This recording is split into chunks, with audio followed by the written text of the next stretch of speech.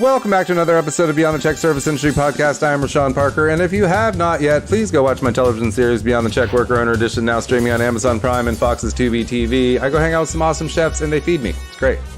Anyway, I have a fantastic guest today. She is a veteran of the hospitality industry with over 20 years of experience in both Canada and the United States. She's currently the executive chef of IQ Food Company in Toronto, as well as proprietor of Good Earth Winery in Nigeria. She has a new... Niagara. Same thing. Stupid eyes. Her new cookbook, Generous Meal, Modern Recipes for Dinner, is her second book. And she lives in Niagara with her family, ladies and gentlemen. So, ladies and gentlemen, Christine Flynn. Hello, Christine. Hello. How are you? I'm well. How are you? I'm fantastic. I'm super excited about your new book and the fact that I can say Niagara appropriately now. So where are you located? I'm in lovely Savannah, Georgia. Oh, okay. Georgia. Down south. Okay. Mm-hmm. Yeah. You know what's funny is I've been watching, I don't watch a lot of television, but my husband watches a little bit. And I feel like every TV show I've watched recently has the Georgia peach at the bottom. Yeah. And Georgia's doing a lot in the film industry. So that's cool. Yeah, we are. Atlanta is the LA of the Southeast, and very cool. I like to think of Savannah as the Hollywood Hills. So. Yeah, no, I have some good friends in Georgia, and all of America is just there's a lot there, but right. Georgia is a pretty cool spot and a lot of really good food, I think, in that area. Yeah, we have everything from your southern cuisine to just good barbecue, actually, that no one expects. Yeah, mm-hmm. Which that kind of look, I'm here for elevated and all of that and the fine dining, but I think my heart is with the grandma cooking, as I think the cookbook expresses. So, do you get a lot of the recipes from your grandmother, or is spins on things that have been passed down from the family? I haven't had book yet, so. Oh, you know what? Honestly, it's funny because I, do I get a lot of the recipes from my grandmother? No. But I do get a lot of the recipes from grandmothers, but they're not all mine, they're the communal grandmothers. But I really like that sort of, I like the kind of cooking that it's that feels feel good. It's the kind of feels generational and feels comfort, but also just kind of using everything and using it well, and kind of making the most out of what's available, what's on sale, what's at the farm stand by the side of the road, and so that's really the way that I like to cook. And that's how you wrote the book. Yeah. And I think for me, again, I've been kind of booting around the industry for a long time, and I've done all the sorts of different styles of cooking, but I'm not the sort of chef where you can taste my hands, right? It's not all fingered and, flowers and tweezers or whatever. I would like to think that when I'm cooking something, you can taste my heart. And that's the kind of cooking that I like and that I relate to, which when I think about sort of the Georgia aesthetic, and that barbecue and that deep Southern feel, it's different where I'm from, particularly on the east coast of Nova Scotia, but that kind of food to me is the most compelling. I mean, I like anything that's from where I am, if I go somewhere, I want to have the traditional food of the area. Absolutely. For the most part, particularly if you've never been there before. So, for sure. So I tried shrimp and grits when I first got here. And so where are you from originally? California, Colorado, Ohio for most of my life. And I've been here for about 14 years now. Okay. Long enough to pick up the accent.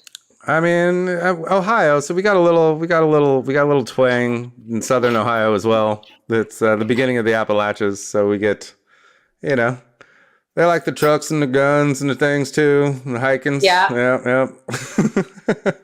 I think I put it on more than it's actually an accent now, but you just get so used to seeing people and saying, "What's up, y'all?" So Yeah. Oh, absolutely. Yeah. the more you say y'all, the more it just kind of like works its way into your voice Absolutely. and the rest of your speech. Up there, you guys don't. I don't. Do you guys have the accent in Niagara? Kind of close to the French too, right? Yeah. Well, yeah. I mean, we have different kinds of accents. My accent's a little funny because, like, I mean, I was born on the east coast of Canada, which has like very like hard ARs, like down by the bay by kind of accent. But we moved to the UK when I was little. And then we moved to Alberta, which for Americans is sort of like the Canadian Midwest. So kind of like a neutral accent with like a Norwegian twang. And then... It's a good mix. Yeah, kind of back to Ontario, neutral accent. And then when I was in my late teens, I moved back to the East Coast and then moved to the East Coast of the US, which is a whole separate Boston accent. So yeah, Boston's. I think I'm kind of like you, where it's like depending on who I'm with, I'm a bit of a shapeshifter with my accent. But yeah, which is not such a bad thing because you can always blend in. Right. We try to, and we don't even mean to. I think humans just have the instinctual trait to like try to mimic things, you know? Yeah, you want to relate to people. Yeah. And the worst is when you're like hanging out with a foreigner and you don't even know you're doing it, but all of a sudden you're just like, why are you using an English accent all of a sudden? You didn't have... You're like, I don't know. Well... It just seemed like it was going to be fun to talk to you like this. You know what? I ran into a bubby and then I've got a lot of pasties and it's very funny. Sorry, I didn't mean to offend you. It's just, you seem like you were having so much fun. Pint? Yeah. We're down from the dodgy end of the North Street. Yeah, absolutely. So how old were you when you were in England? We moved there when I was 4, and we moved back and we moved to Alberta when I was like kind of, I think 6 or 7. But yeah, UK was formative for me, and it was definitely like we had school lunches there, which I think in the US, you guys do school lunches, but in Canada, you don't have school lunches. And so my first sort of cafeteria experience, like insofar as it was probably in retrospect terrible, was like delicious for me because it was just like huge chafing pans of beige. Everything was covered in custard. Like there was a lot of sausage. And I really... People make fun of British food, but as like a 4-year-old, I was like, this is heaven, you know? I mean, they already beat American school lunches. So I'm pretty sure we're still serving the cardboard pizza and the French fries that are not crispy in any way, shape, or form. Really? And they should be crispy at the very least. They should, but no. Some people love them, though. There's like this like weird seasoning powder that I don't even know what was in it, but like kids would get ranch dressing to dip the pizza in, and then also the French fries, and just covered in this like weird ranch spice. Is great. American's tzatziki, you know? Yeah, it's very good. I think we have better lunches in like private schools now, where like they actually have health plans. But a general public school, I think, is still. I don't want to say close to prison food, but close to prison food. Yeah. Well, no, because I think it's probably produced, and I may be speaking out of turn here and don't want to get canceled, but I'm sure it's produced by the same people on a similar budget. Mm-hmm. Yeah. Yep. Yeah. Industrial food is a real thing. But yeah, I don't know. I mean, I remember like when we came back from the UK, we moved to Alberta, and there my mom would pack us a lunch, and we were in Alberta for about 18 months. And that was actually a great time to live in Alberta because it was like peak, like, you know, I don't know what Americans know about Canadian hockey, but it was really good time. Good time for Edmonton hockey. Oilers. Yeah. All right. Hockey was great. But yeah, like my mom used to pack us like real lunches. at that time. And, you know, you get like your little canteen of soup. But I actually remember the first time I encountered a carton of chocolate milk, like, you know, as a 6-year-old, and just being like, how does this even work? How do I get this open? Yeah, it definitely exploded all over me. And then it was such a disappointment. And then my family moved to New Brunswick, which is like rural, kind of East Coast. I mean, so rural that we were allowed to walk home for lunch every day. And at that time, my mom was like, I'm not packing you guys lunch. You have to make your own lunch. And the rules is that you can have 4 slices of bread. And that was our rule. And I think that's probably when I started like kind of becoming a chef, was because I was like, I can open face and we could put anything on here, you know? And I can't say that it was good. I can't say that it was better than an American school lunch. But it was definitely like bread with like melted marbled cheese on it. Like we discovered the microwave. Like there was just so much good stuff happening with those like stay-at-home school lunches. That's so cool. You got to walk home from school. Like we would never. By ourselves. By yourselves. I was 8. Yeah. So why doesn't Canada have school lunches? I don't know, but we really don't. So everyone's just expected to pack their lunch, which is probably healthier, I would think, hopefully. It does give you a little more control. But yeah, I mean, that was something when I kind of went and worked in Massachusetts that I didn't really realize before, was I was like, oh, you get a lunch at school? Like, what is that? You got to pay for it, but you get it. Yeah. Mm-hmm. But no, in Canada, like you don't get a lunch. And your parents pack it. And, you know, I have 2 daughters now and I pack their lunch, or my husband packs their lunch every day. Ooh, what's in their lunch? And it took me a minute. Well, it depends. But I will tell you, the first day of school, like, I mean, at the time I was on my own. It was before I met my husband. And I definitely was just like panicking and like throwing stuff in the container. And I was like, this looks healthy. This looks healthy. And I packed, you know, part of a sandwich. There was like some slices of orange. Like I'm also like, just, you know, as a concerned mom, just dealing with the fact that my kids are going to school for the first day. So I'm like crying and excited. And I put in like a fistful of pecans because, you know, like that seems like a healthy snack. Yeah. Good fats. Good fats. You're definitely not allowed to send any kind of nut with a child to school. Oh. Yeah. Right. Yeah. You can't do that anymore. I was told immediately, do not send nuts with your kids. But yeah. Yeah. Things we didn't think about in the 80s, man. That wasn't a thing. It was a magical time. Yeah. I don't know. We all still walked home at 8 years old by ourselves through like the city, like got on your bike, left, like, you know, Stranger Things is real. The kids just went and did whatever they wanted. Absolutely. Yeah. No. And I like, it's so funny because like, would I ever let my children walk home from school? No. But I remember being like, when we lived in Alberta, I remember being kind of like 6, 7 years old, and I had a bike. I would bike all over. And Edmonton, for anyone who doesn't know, in the US, like Edmonton's a pretty big city. Like it's a big, small city. And yeah, just like toot around alone. I would walk to the local grocery store. I would, you know, just do it all. But now, like the idea of my kids going, I'm like, absolutely not. Yeah. I knew where my parents stashed their money in my dad's suit jacket in the closet. So we used to go just sneak out a 20. And then there was like this little store. It was actually like a planting store, but they happened to also sell sodas and like some candy in there too. It was about like a mile away. We'd steal $20 like in the morning. We'd walk our way up there and get our, you know, Coca-Cola and whatever candy we could get. And we just spend the day just like jacked up on candy. Come home. Absolutely. Yeah. A couple days later, who took money out of the... Right. My dad used to send us, and again, I was like probably 8 years old at the time, to the corner store to buy ice cream for him. Like, you know, at 8:00 at night. Like... just his 3 kids. Yeah. I had friends who their parents would send them to the store with just a note to buy them cigarettes. And that was the thing.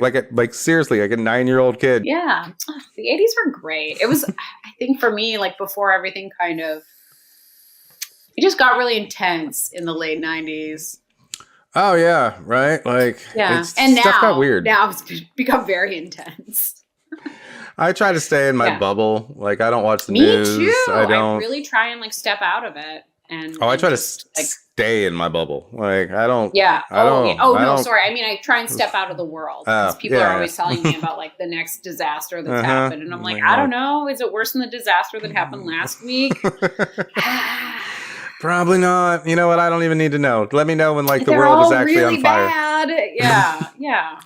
When my house is on fire, I will care. But Yeah. until then, it's not really affecting me other than to like add stress to my life or like spread that stress to other people. Like I don't need to do that. Yeah, and like for me, I mean, I do feel like I have a little bit of a purpose and I would like to help people. I would like to help people like eat well and feel good about their lives and kind of all this stuff. Yeah, that's, you like a to bit feed people's woo, souls. but yeah, but at the same time, it's like, and I've had this conversation with friends where they're like, "Oh, you can't just like step outside of the news cycle because you're ignoring everything." You have And to I'm stay like, but if informed. I'm just like, yeah, if I'm curled up in a ball in my closet, like I'm not really helping at that point. So I need to just like put that stuff over there. And like, and what can I do? What am I going to do to stop the war in Ukraine? Seriously, what can I possibly do? Yeah. Like and like I can contribute on the back end. Like I can absolutely, and I have like, done fundraisers and things like that. But I can't do any of that stuff if I'm too wrapped up in the stress of it. I call it the river of shit. The pardon? I call it the river of shit. Just the 24-hour news cycle, just the river of shit. Like, well, and I think, you can dip your toe in. Yeah, but absolutely. don't go swimming in that. Yeah, I think that prior to kind of social media as well, I mean, you had your evening paper and you had your evening news, but it wasn't coming at you all the time in the way it is now. And journalism has been the same since the beginning, right? Like it's always been, if it bleeds, it leads. Like that was something that when I took journalism school a million years ago, like we were taught. And so it is worth it to remember that that's at the heart of all journalism. And now there's so many people trying to get into journalism, not through the traditional channels, and they are taught this in the same but different way. So they're trying to come up with that clickbait bleeds it leads. And the result is that like all of us are just terrified all the time and we're not a productive group of people. Hey, do you remember during the pandemic when John Krasinski was doing his positive news channel thing for a minute? Oh, I don't, because I totally wasn't like on the internet at all at that time, but that sounds lovely. Oh, it was the best because there's already like there's a couple like just like Good News Network like group on Facebook and stuff like that. But because I always wanted to do it too. And then during the pandemic, he actually did it. And he only did it for like a couple of weeks or something and a few episodes, but it was literally just, he did news about all the great things and good things that people were doing and like just happy stuff. And it was the best. I love that. Yeah. So if you ever I love that. go it's check so it out. Good. Yeah. Yeah. And I think like we need that balance and we don't always get that balance now. And I don't know. I mean, that's why I really appreciate having kids is because you can get so stressed out about what's going on in the world, but then like your kids are like, "Hey, did you see that butterfly?" And you're like, "Whoa, butterfly. That's an amazing butterfly."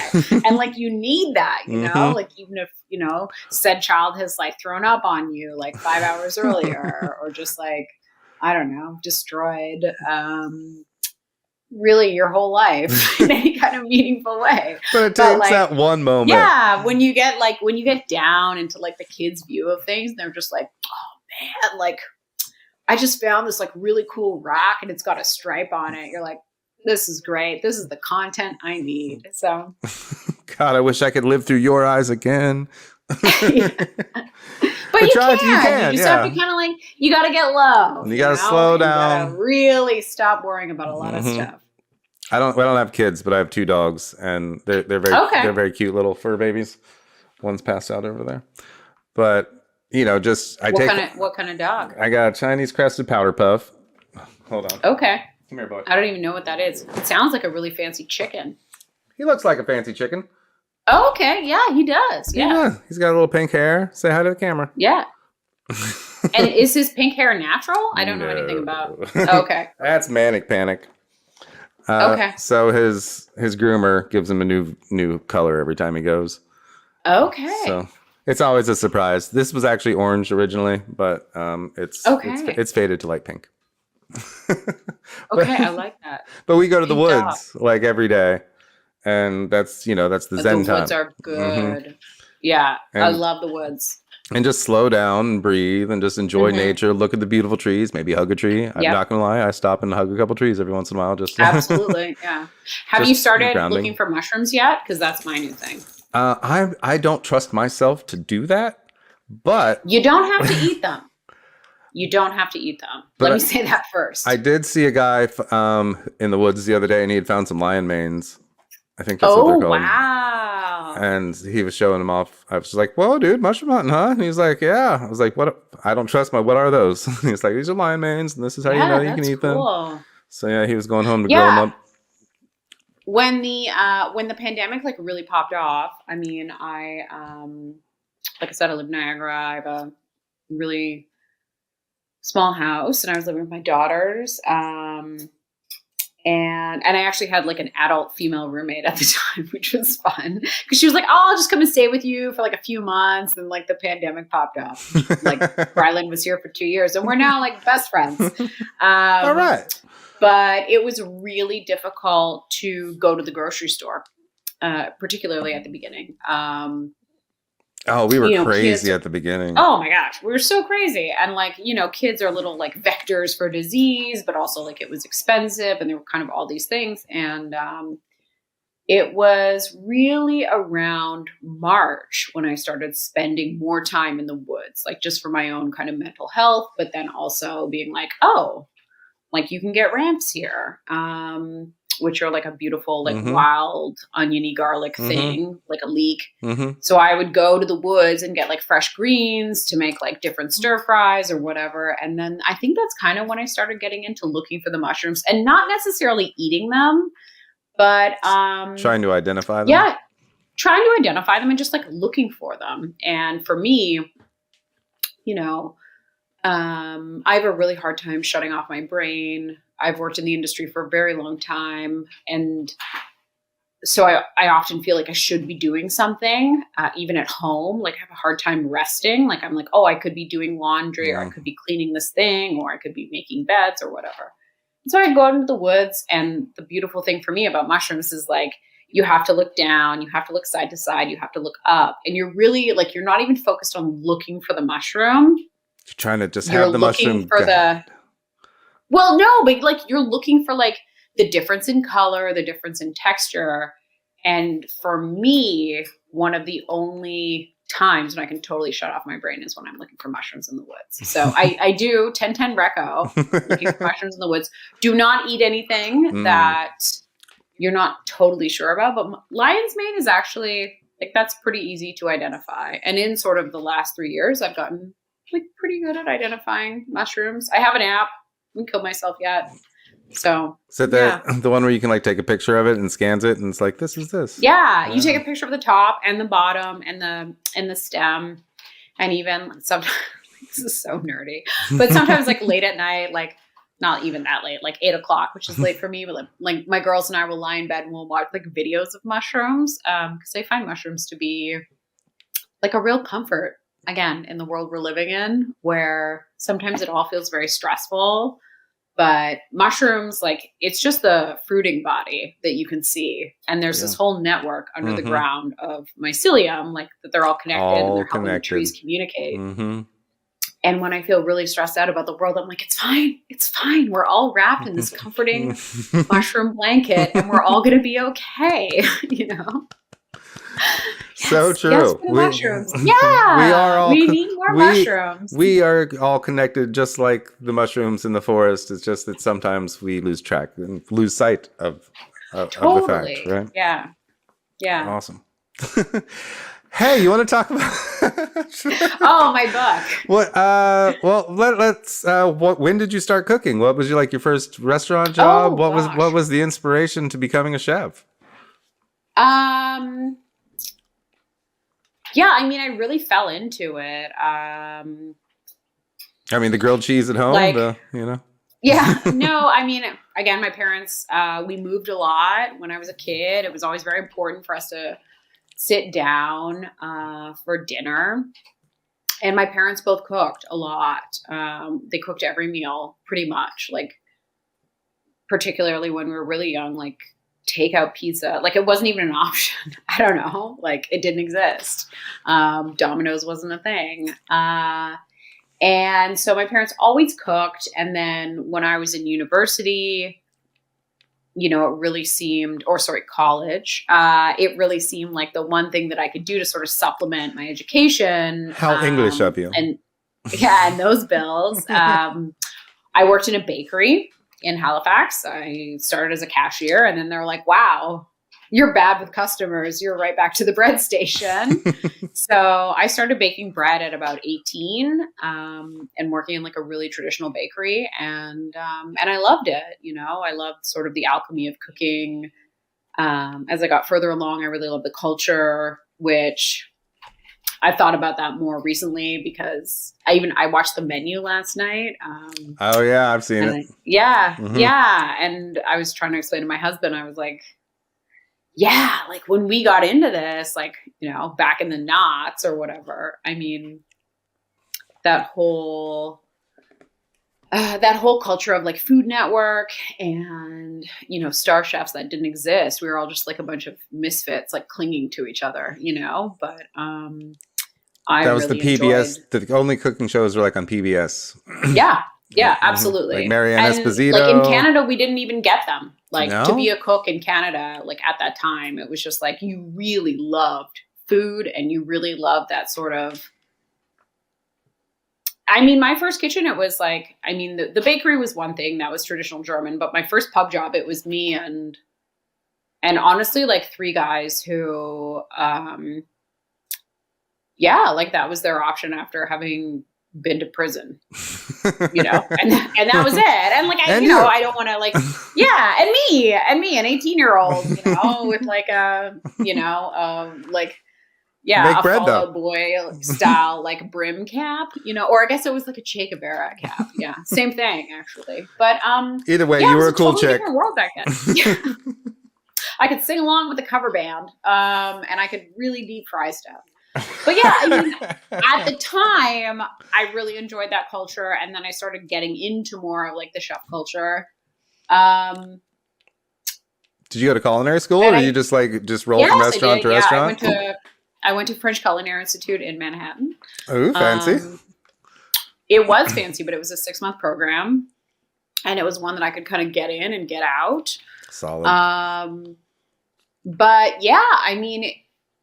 When I kind of, like, I think I rounded a corner at a certain point where I was like, this culture is not for me. Like, as much as I loved it at the beginning, I was like, actually, it's possible. It's possible that I've made some poor decisions here.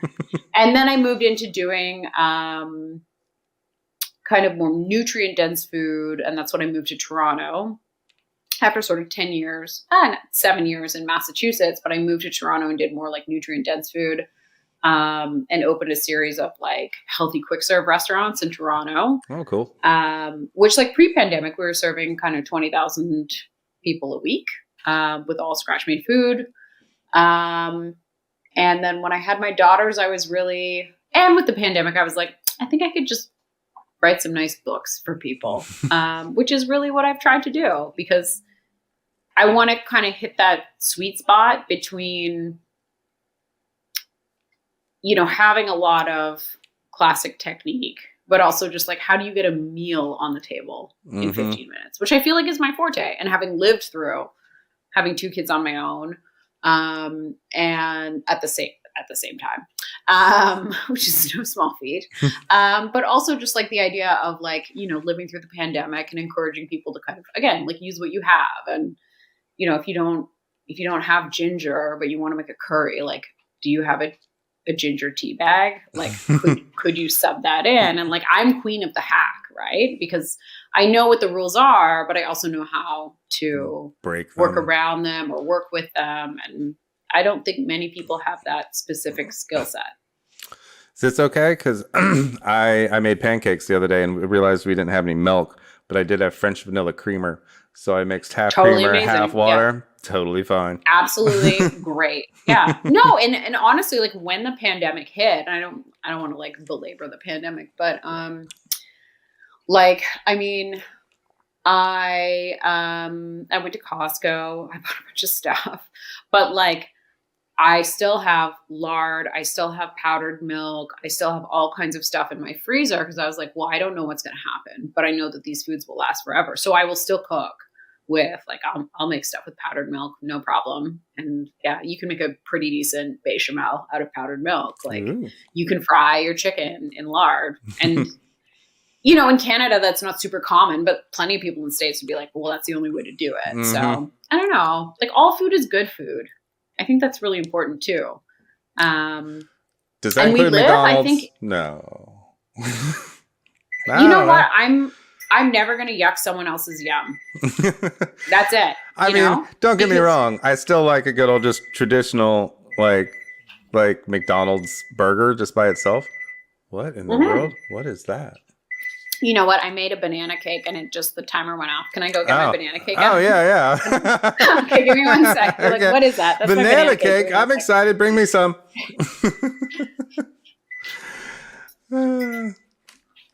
So the thing about banana cake is that you have to set the timer. Yeah. And no, it looks good. I'll show it to you. Oh, yeah. No, and I think that's also, it's good banana cake. Just some, I don't know. My kids don't always eat, they don't always eat that whole banana, so I freeze whatever's left and then eventually I make banana cake. But to the McDonald's point, look, I mean, does McDonald's make the most nutrient dense food? No, they do not. But is it something that for some people is like a big treat or is something that they can afford as a treat? Like, yeah, I don't know. As long as it makes you happy. Probably. Yeah, as long as it makes you happy. And for me too, it's so funny because I I joke around that like I will Big Mac anything, but I will make like really traditional dishes. Like the other night I made like lamacun, which are it's a flatbread covered in like pureed lamb with like peppers and spices, and it's delicious. And it's from the Levant, and I was making for my husband, and then I covered it in like mac sauce and sesame seeds and lettuce. And he's like, this is delicious, and like McDonald's really has it down. And they put a lot of science into making these delicious foods. But also, like I have a lot of good McDonald's memories from when I'm a kid. And, what I would like for McDonald's to do is to do the right thing and to make sure all their beef is grass-fed and they're supporting farmers. But I think, I think maybe they'll get there. Companies are. Yeah. No, I know A&W does a really good job. Like, I'm not here to endorse these people, but we as the consumers are the ones that push them to do that, right? And if we don't care, then they don't care.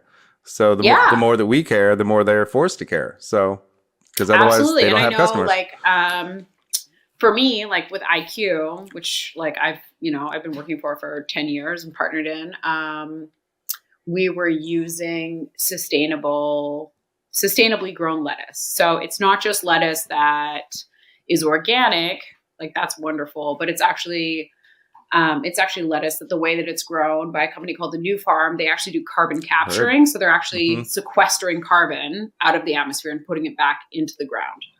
And like I said, we were serving, quite a few people. We had 9 locations. We have 9 locations. And all I want out of doing that and out of marketing it is for McDonald's to be like, we're going to do sustainably farmed greens because like that's the whole point. So a lot of these big companies that are doing big things, like we just have to kind of get them going to the right place. The people who make, the terrible school lunches for your kids in America, like what if they put that $2.20 towards like supporting sustainable agriculture? And, that's like definitely a through line to my work.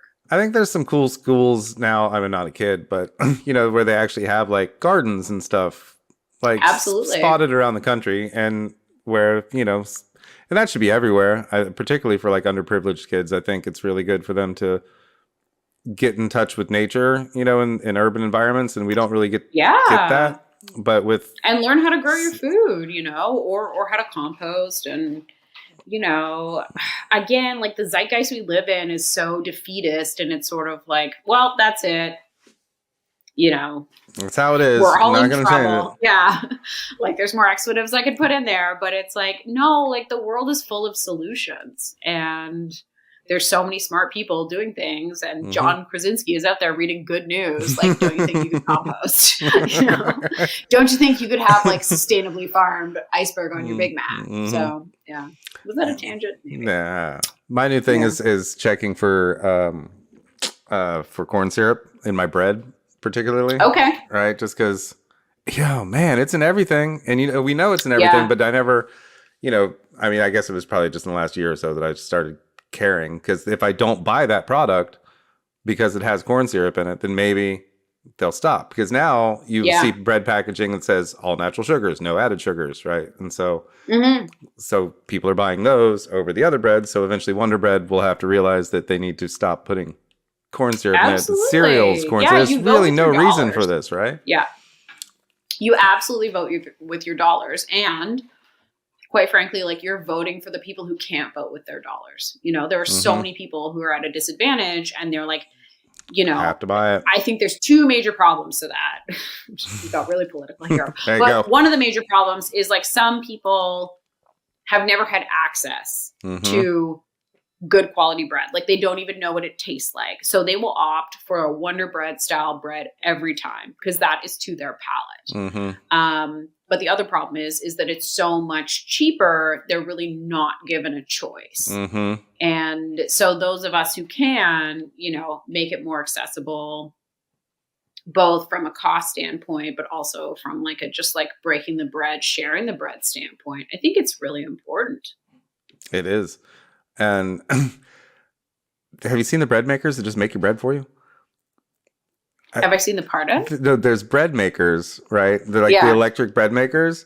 They like do all the mixing inside the thing, right? And like the machine. And it basically just you don't have to do anything except add the ingredients, and it just makes you a loaf of bread. Yeah, we do have those in Canada. I don't use one, but we do have them.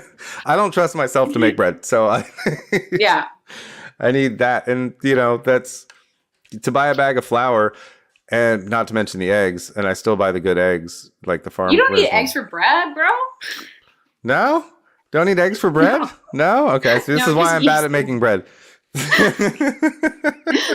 I'm like cake. You need eggs for cake.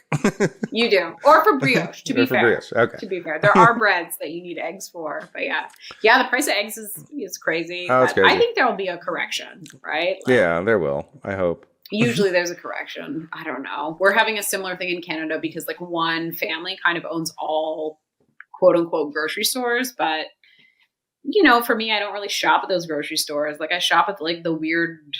I shouldn't say weird. I shop at the like super bespoke like Polish mega store like one town over because I don't know. I like the food there better. Like I'm not distracted by all the sort of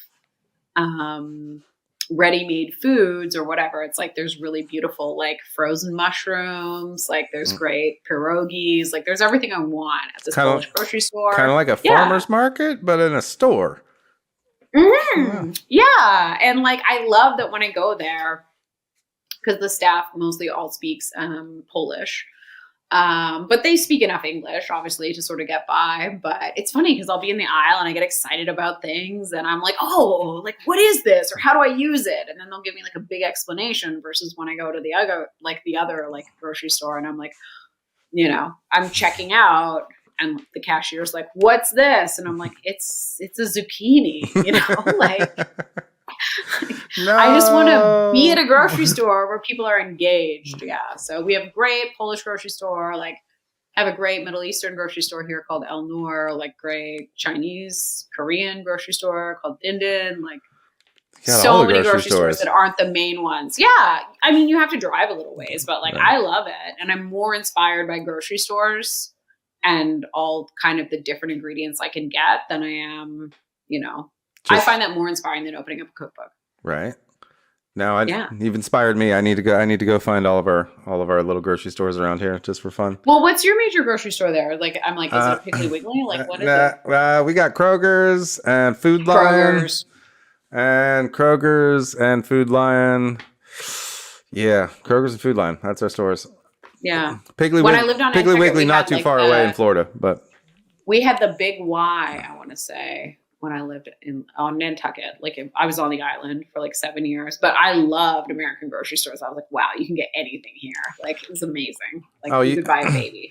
Like, it's fine. We have a super Kroger's, so it's basically. Oh, wow! You can buy a TV, shoes. You can get your fresh baked bread. You can everything. You buy a baby. Yeah.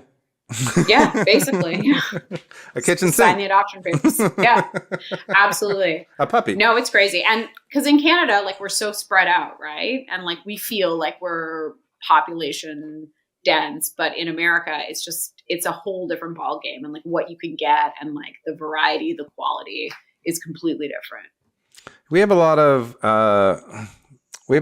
actual like farms, and more so now than probably a couple of years ago, because a lot of the restaurants are, more farm to table today than they were 10 years ago.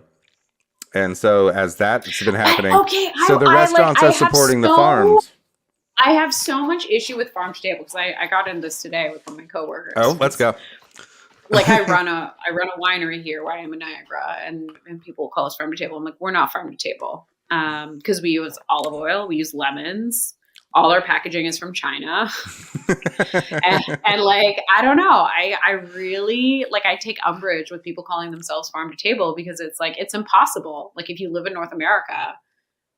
Okay, I have one. And I think there's like an unfair standard that sets for restaurants where there are some restaurants who claim to have done that. But I'd like to know where their packaging comes from. I'd like to know where their gloves come from. I'd like to know where their olive oil comes from. And yeah, like, you can just say you do your best, but saying farm to table, I think, sets a very unfair. I think generally speaking, you're probably right. I do know a couple, like in Texas, for Chefs of Texas, it'll be out at the end of the year. We went to a place called Ronin, and they actually started the farm first, and it was called Ronin Farm. And then they opened the restaurant, which is Ronin Restaurant.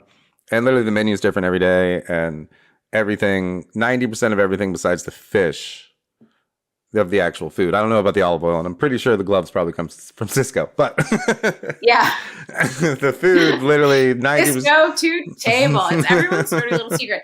No, and actually, like, in the South, I do feel like there is an exception, and I'm not saying that it's impossible. I just feel like where I am, just slightly north of the 49th parallel. So like literally anyone, like, along the 49th parallel, it's a bit like in Canada when people are like, oh, it's grass-fed beef. And it's like, but what's its name? Okay. But like, have you been to Alberta where the beef is grown after October? Like there's no way it's grass-fed. Like, because it's covered it might be in grass-fed, snow. but it's corn finished. Yeah. Like, and it's not to take away from anyone. It is absolutely not. It's more about like the consumer having unrealistic expectations. And I know that over the years, like, I've had guests at restaurants that I've worked at, again, not the one I worked at now, but they're like, oh, is your chicken grass fed? And it's like, chickens don't eat grass. they just don't,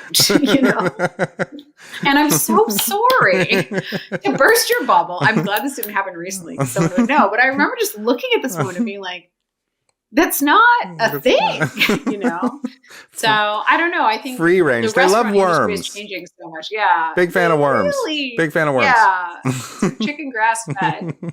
Worm fed. No. Yeah.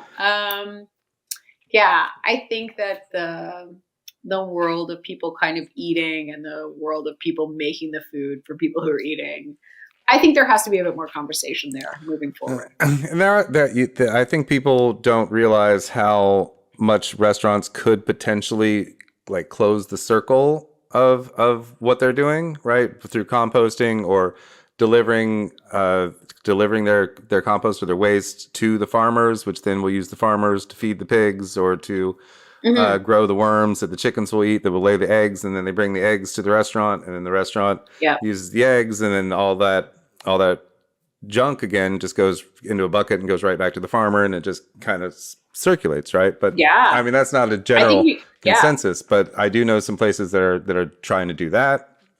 which is amazing. And we should all be like supporting those places so much. And again, like I think the consumer, the people who eat at restaurants, like have to be like a little bit more aware of this and, have to be willing to subsidize that in really any way possible. Mhm. It doesn't have to be like spending more on your ticket, but like just helping with that would be, I think, so nice. And I'm not talking about like where I work personally, but in general, all of us who frequent restaurants have to And kind of it's a come lot up. about. Yeah. Go ahead. It's a lot No, about no, no, no. the community that you're in too, right? So not everybody has Mhm. that opportunity to run a restaurant that way. But if you are in a community that you have those options and you have those people out there that are trying to run their own farms, their own businesses, grow chickens, grow meat, have fresh Yeah, vegetables, that as a restaurant owner, it's your responsibility to try to support that, right? And so if your business does absolutely. well, Yeah. their business does well, means other restaurants open up, more farms open up, people Yeah. go back to the earth more, the soil gets refreshed, et cetera, et cetera, et cetera. Absolutely. Yeah. No, it's a beautiful circle. And yeah, soil regeneration is a huge thing. Again, sustainable agriculture, like so important, and it's all interlinked. I mean, I could talk about it forever. We And have I a really do feel um, like to kind of tie it back to the book in a funny way. Like I am very careful about like, I try to get more bees with honey, and I try to really encourage people to just like do their best Mhm. in a myriad of ways, like, like using all your food. There's a lot of little Easter eggs for, anyone who loves 80s fashion in my books, but also number two behind big oil for worst environmental offenders is fast fashion. And so actually all of the Mhm. clothes in my book are are either made by me or vintage, because like that's just like a little way where I'm like, come to my party, like let's have a great time. Like, I'm not here to shame anyone or say like you're doing a bad job. I'm more like, hey, it's really fun to wear puffy sleeves and to Mhm. just eat your beef greens and your chicken skins, which you might have thrown out anyway. And, And check out like these that's sweet my little thing. Jenkos Yeah. that I found at the That's my thrift little thing store. that I can do. Yeah, absolutely. Yeah. Jacobs. You remember them. Get your soother necklace out. No one needs to see your shoes. It's fine. It's fine. Yeah. Wide legs still in. But yeah, I don't know. We're all doing like I think we're all doing our own thing and we're all doing our best. But it's nice to just like present these different opportunities for people to contribute to a solution. And that's really, for me, I really wanted to write a book that was just like a bunch of delicious recipes, but also was just like a bunch of different solutions for people. And some of that is like, the question of what's for dinner, but some of it is like, well, how can I feel better or do better or whatever? And you can do that just by cooking a nice meal and wearing Jenkos. Bravo, dear. Bravo. So, speaking of which, what are you having for dinner tonight? Okay, so I'm gonna actually just make like I'm just gonna roast a big pan of broccoli rabe. Okay. Okay, or rapini, as Canadians call it. I have, again, having lived in different places, like I always say broccoli rabe, but I'm corrected here that it's rapini. But I'm just going to roast a big pan of broccoli rabe with like a ton of lemon and some spicy honey, and then I'm going to plunk a big ball of burrata on it and some pistachios, and I'm going to char some bread and Hmm. just probably face plant into that, and then have some banana bread. All right. I like it. Yeah. So, What about you? sounds refreshing. I don't know yet. I have to go to the store. We're actually going to the store as soon as I get Oh, off of here. So I'll get inspired when I get there. yeah, I love that. Yeah. Awesome. Where can we go get your book? Uh, your local independent bookstore, but also Amazon. I feel like Target, Walmart, Anthropology. Anthropology. Basically, anywhere that sells books in America, I think will have this book. But yeah, ask for it at your local bookstore. And if they don't carry it, go to the big guys. If they start with your little ones and work your way up. Plus, if you go to a fun little bookstore, you might just get lost in there, and who knows what you end up getting. Just Absolutely. Wonderful gems. Wonderful gems. And if you follow me on social media, I am Christine Ann Flynn. So it's the Irish spelling of Christine. ChristineAnneflynn. But I'll be giving away lots of recipes and directing people to other fun things that I'm doing in the next little while. Awesome. Sounds fantastic. You have to be back because I feel like we have more food and political conversations to have. I'm so unpolitically political, but yeah. Also, tell Matt Basile that I said what's up, and I hope he's doing well. Yeah, I hope we all get to grill together sometime soon. That would be so fun. Yeah, I need to come up to Canada at some point, and because I haven't been up there in a while. It's not as cold as you think. I believe you. It's not as humid. So down here, just 50. Oh yes. Is it? Is that yeah? Oh no, I mean yes. The humidity yeah. is nothing compared to what you guys have. Yeah. Oh yeah. If it gets 50, it feels like it's 30 here. So it's no bueno. Awesome. Well, thank you so much for hanging out with me today, Christine. And ladies and gentlemen, go to a little bookstore and buy her book, A Generous Meal, Modern Recipes for Dinner. And you have a first book too. What's the first book called? Oh, How to Eat with One Hand. It's recipes for new and expectant parents, but it's also recipes for anyone who likes nachos or biscuits and gravy, or I love all those things. I don't know, pizza. Pizza. Awesome. So I cast a wide net. Touche. Ladies and gentlemen, Christine Flynn, fantastic cookbook author, fantastic chef, fantastic human being. Thank you so much for being here. Thank you so much. You're welcome. Ladies and gentlemen, go watch my TV show. Cheers.